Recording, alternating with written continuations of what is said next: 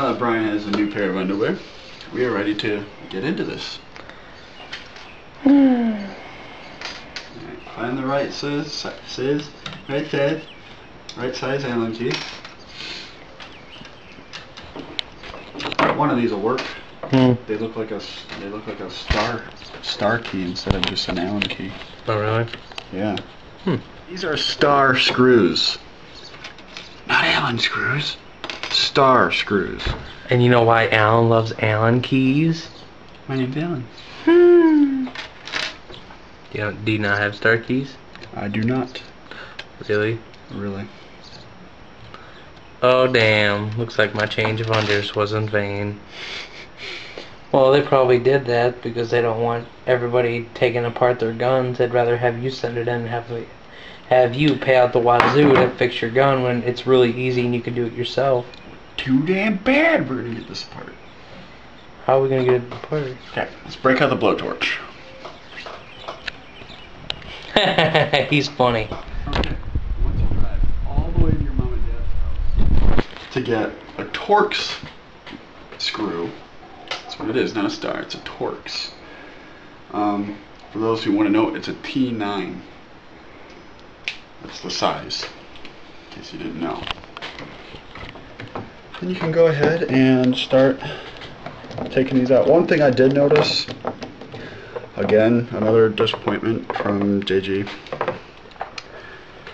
I'm just bumming on you today, JG. Sorry. Basically, when I first made sure that this was the right size, I could take all these screws out with my fingers. So these things were not tight whatsoever. Okay. Got all the screws out. Yay. That's done. Now, take your Watsa-hootsit, stick it in there nice and deep. Put pressure. Slowly.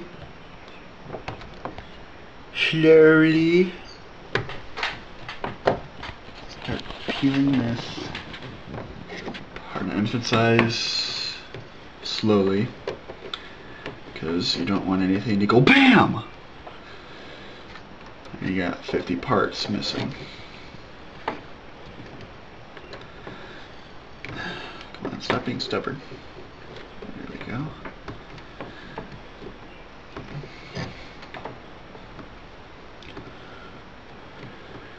Okay, the back half. There goes the trigger. Don't worry, we'll fix that.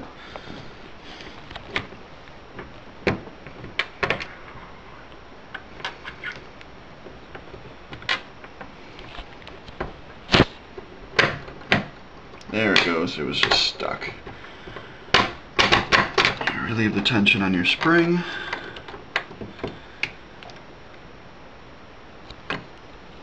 And voila. There's the inside of your gun. Oh, notice all the wonderful snot. And your bearings. They don't stay inside your other shell here very good. The factory grease is really thick too, so it'll put a little bit more stress on your gearbox. Probably when you put this gun back together, you'll have all your bushings laying on top here. Okay, so let's start. Nice metal spring guide.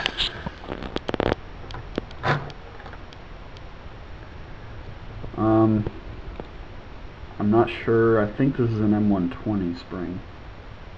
I don't know for sure. It's really stiff and it's not an irregular pitch. Already upgraded polycarb piston, factory piston head.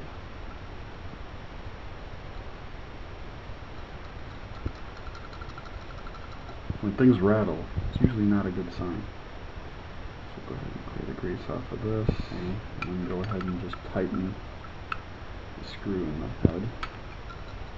Still rattles, don't know why, but there's your piston. Take off your tappet plate spring. Lift straight up. There's your spring. Air nozzle off, standard air nozzle, standard tappet plate. Nice tight fit, cylinder head, one O-ring, pretty standard. Your anti-reversal latch spring.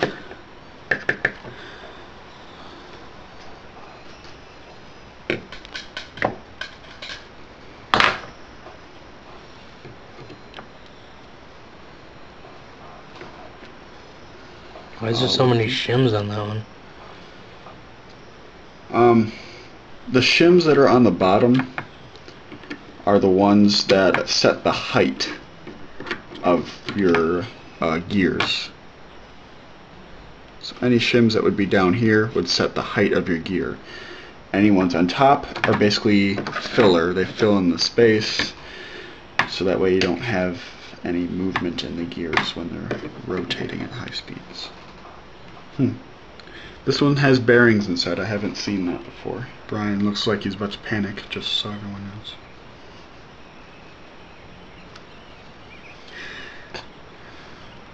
It's okay, Brian. I think we can get this back together. I don't want to hear I think. We'll just bust out the super glue and pray to God it works. That's right. You really caked that shit on there, didn't they? Mm-hmm. Is that healthy or is that not healthy? No, it is not. It's a really heavy grease. Basically, it'll just kind of wear down your gearbox a little quicker. Pretty much what we've done is Alan's lubed up all the gears. Everything's lubed up, got everything set, ready to go. Now we're going to actually show you how to put the gearbox back together, because I know some people have asked me, and I really didn't show in my vid. I just kind of explained it now. If you want to try and, I don't know what angle you want to go at, but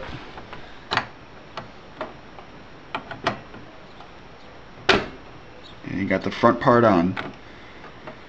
Okay, and then kind of using the gearbox to hold the spring down, twist it, slide that little tab into its little hole. Okay, once you have pressure on the back part here, you can come in here and you can start moving this stuff in here around so it'll all fall into place. Yes, this part will be kind of difficult because you're putting a lot of pressure on some of these parts. Since you have pressure on, go ahead and remove this. That's in place, and there you go. 1, 2, and 3. Go ahead. And there's nothing wrong with having a friend Go help. ahead and just hand tighten this for now, just so you don't have to hold it down. Okay, and then one of these bad boys. Since this is wired to the rear, be sure your wires are not getting pinched when you're closing this. Alright, just a little tidbit. For this part here, you kind of have to know how to take it out, take the gearbox out. You kind of have to lift up the gearbox just a little bit, set it in there, and put them both down at the same time. Screw this in, and then your gearbox will stay. Because if you screw down your gearbox first, the nozzle won't go back far enough. So just be aware and don't forget to put that part back in. Hey, this is Neon B-Rai. Want to thank Getty88 for taking apart my gun. I know very little about it. He will be teaching me how to do it. He lubed it for me. There was some issues with the, what were they called, the shims, with the gears, and he took care of that for me. Excellent. Can't thank him enough. Anything else you want to say? Yeah.